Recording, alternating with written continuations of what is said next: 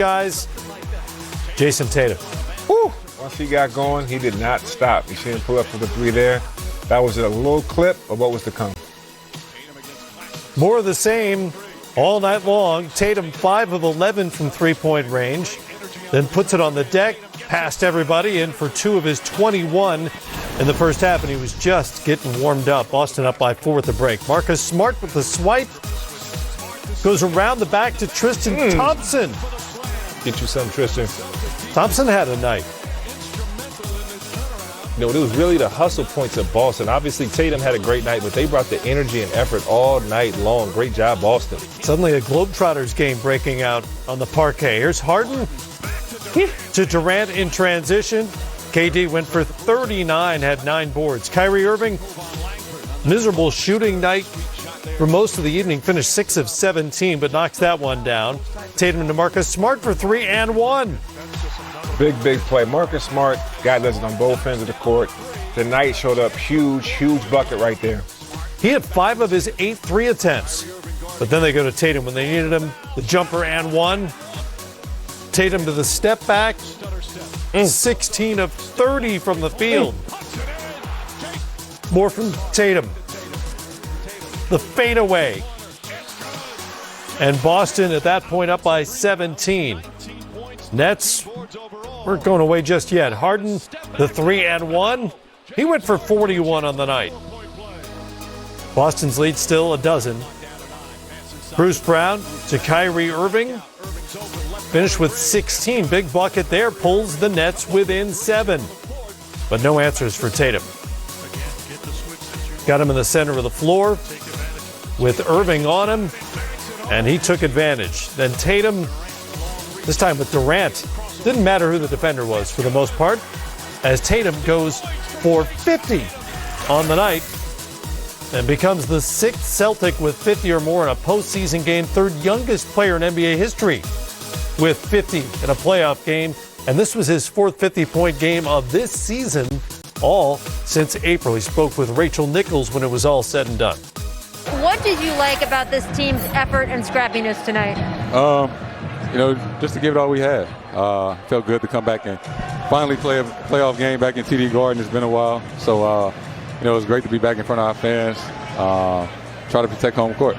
50 points for you tonight. Now, the youngest players to ever drop 50 in a playoff game are Rick Barry, Michael Jordan, and you. That is the list. You told me this morning that you had been looking at film, looking for ways to get yourself more scoring opportunities. What did you do that worked tonight?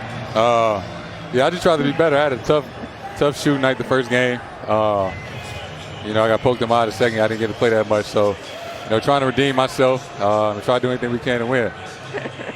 You've got a runaway here, by the way. This is his gym. This is his gym. This is what he gets to do. Now, the Celtics fans, such a big story going into this game, but at least from court level, we saw the best of Boston fans tonight. And you guys will get the whole crew back on Sunday, 17,000 strong in this building. What do you expect that game against the Nets to be like? Man, I can't wait. You know, it's been a while since we had full capacity. I miss those guys. I'm sure they miss watching us play in person. It's going to be a fun one. So, you know, we got to get ready for the next one. It's a really interesting twist in this series that in Game 4, Boston can have basically a full crowd in the building because of the local municipality and the rules about capacity and in group events like this. It's really interesting. But the other twist here is that Tatum had 50 in Game 3, and that's something for Steve Nash and the rest of the Nets to think about. How much does it change about this series? Oh, it's amazing. I mean, I think with so much being out, Jaylen Brown being out, guys getting out the lineup, Tatum had to play like this to give Celtics a chance, and he did. He showed up every night. We were talking about it as the game was going on, unfolding. He had to keep making shots down the stretch, and he did. The one that he had at the top with KD on him almost sealed it. You know, Brooklyn's never really out of a game. No. Yeah. But that shot was a clutch shot. He was clutch all night.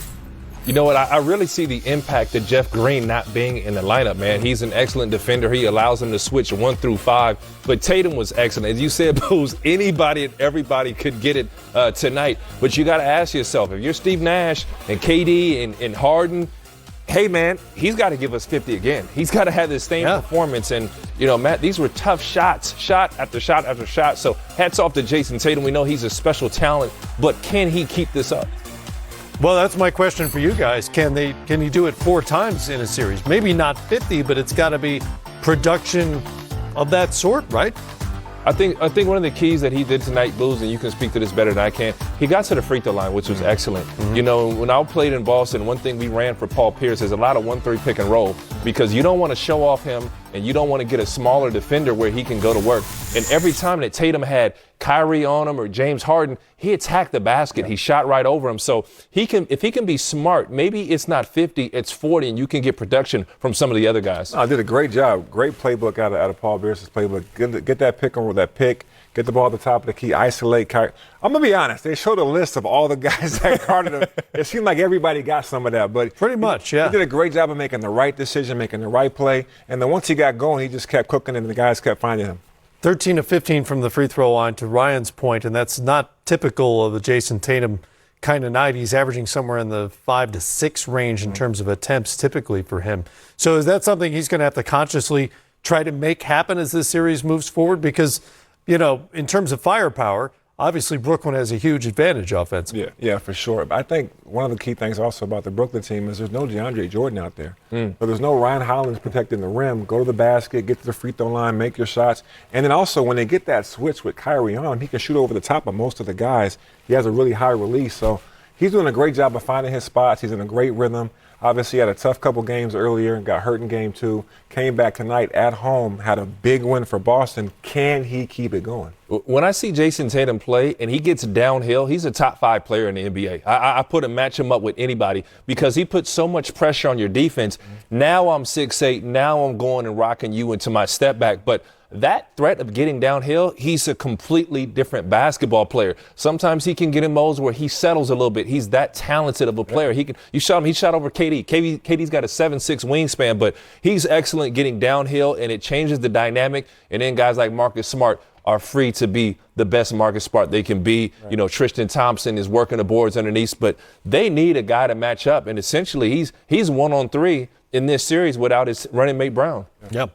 Kemba Walker, 3 of 14 tonight, and the Celtics still managed to win the game. That's because Jayson Tatum had 50. Without Jeff Green, also something that we've been talking about with Brooklyn going into the playoffs for most of the season maybe reared its head tonight. And that's kind of a lack of depth. They've been manipulating this roster all season long. They went through something like 27 players over the course of the year, 30 starting lineups, I believe, when it was all said and done. But you look at the guys who came off their bench tonight, and not to knock any of them individually, but you're talking about for Tyler Johnson, Nicholas Claxton, and Landry Shamet, they lost those minutes, minus 17, minus 21, minus 26 individually to the Boston bench. That is a concern for this team, not only in this series, but moving forward in the playoffs. Now, Booz, I can speak to coming off the bench. That's my thing. But in all seriousness, you have to have that next man up type of mentality. And I don't know if those guys knew that Jeff Green would be out, but sometimes you're used to coming in at the 6-minute mark or the 10-minute mark, and now they're going in a little earlier than they have to be. So they got to be locked and loaded. And I wanted to say one thing that kind of scares me a little bit, Booz. You can probably speak to this better. There was a lot of one-on-one. It was like James Harden, then Kyrie, a lot of one-on-one. Yeah. I didn't see the team basketball, the movement that was so successful for Brooklyn in the first 2 games. Mm-hmm. Yep, only 16 assists in this one. And Brooklyn loses its first game of the series. It's 2-1 in favor of the Nets. Let's hear from Kyrie Irving after an interesting night, to say the least.